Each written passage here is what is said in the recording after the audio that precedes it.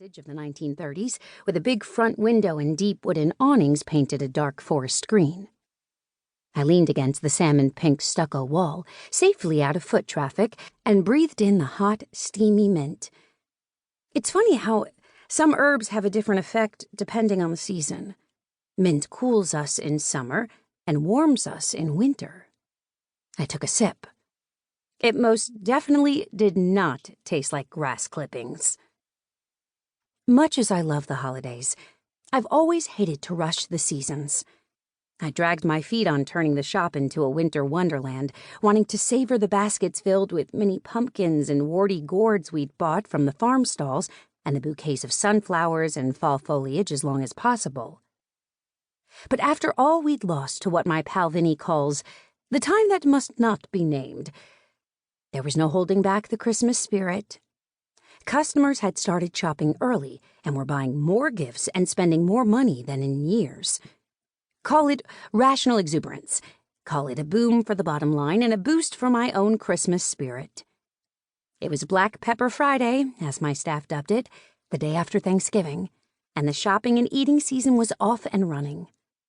This year's theme in the market was a Dickens of a Christmas, and Victorian touches accented the traditional holiday decor.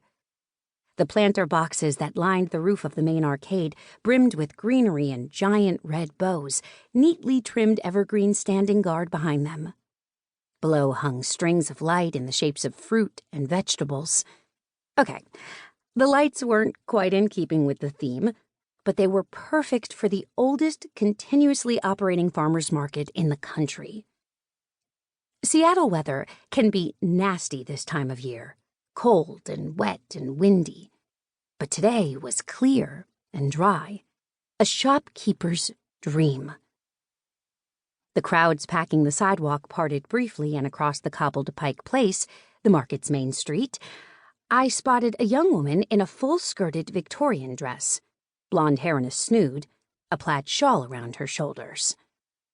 She was standing in the narrow walkway between a produce stand and the pasta stall in the North Arcade, talking to a man I didn't recognize. He interrupted, leaning in, almost looming. She threw one hand in the air and kept on talking. Beth Yardley, who'd started working for my friend Vinny Delgado in his shop, the wine merchant, this past fall. Vinny had always resisted my suggestion that he hire a sales clerk, even part-time. And then one day, I'd popped in for a bottle of Walla Walla Red, and there she was. Early 20s, full of ideas and energy. Since then, she'd come by the spice shop several times, more interested in chatting with Matt, one of my sales clerks, than in basil or bay leaves. I'd wondered if they were dating, though he had to be 6 or 7 years older. Not that he would say a word. He's as private as an eye.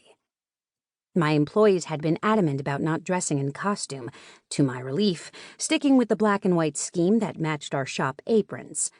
But Vinny, no surprise, had embraced the Dickensian doodah, and so had Beth. A delivery truck rumbled into view, and when it had passed by, the man was gone. Beth scowled and drew the shawl tighter.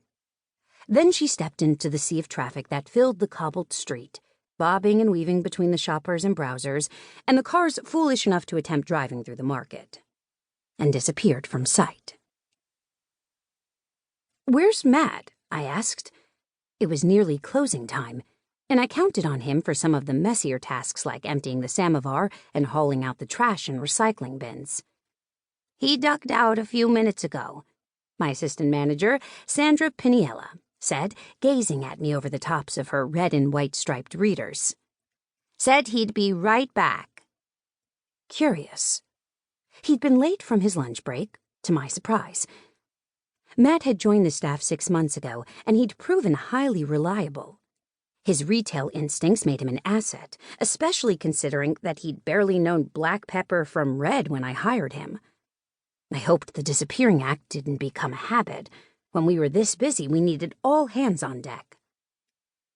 I answered a customer's questions about Vietnamese versus Ceylon cinnamon, why you might want to use a single-origin spice, and when a blend might be the better choice.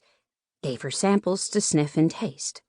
She chose jars of our cinnamon toast blend and bags of our